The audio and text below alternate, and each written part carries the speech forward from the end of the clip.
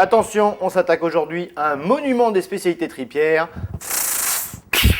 Pieds et paquets à la provençale, le summum du plat que l'on chauffe et que l'on réchauffe. Alors pour faire simple, vous pouvez les acheter déjà cuisinés chez votre boucher, votre tripier ou en grande surface. Mais si vous rêvez de dire à la maison « c'est moi qui les fais », c'est très simple, vous me suivez. Et les ingrédients, c'est par là.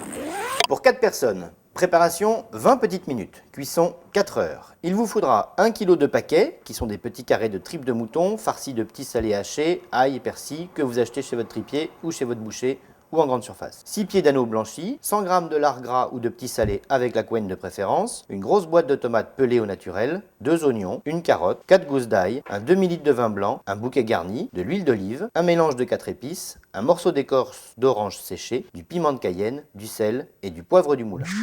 Voici donc l'allié de vos pieds et paquets à la provençale, la cocotte en fonte.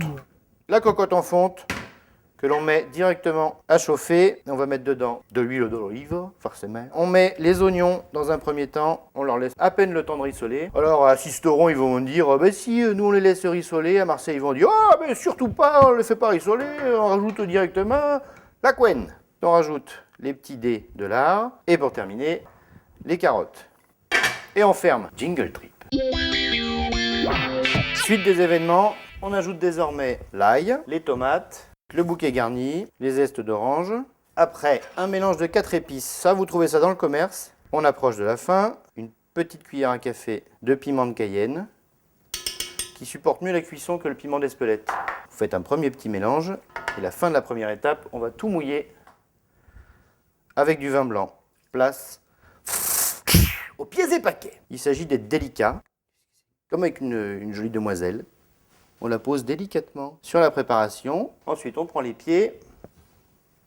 Et même chose, on leur fait une petite place sans bousculer les autres. On va rajouter un tout petit peu de sel, un tour de moulin à poivre. Enfin, quand je dis un tour, vous en faites 27 ou 12, vous faites comme vous voulez. Vous poivrez quoi.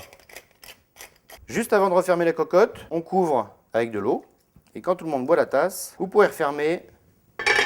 Vous êtes tranquille pour 4 heures. Et jingle cuisson. Un peu de jus.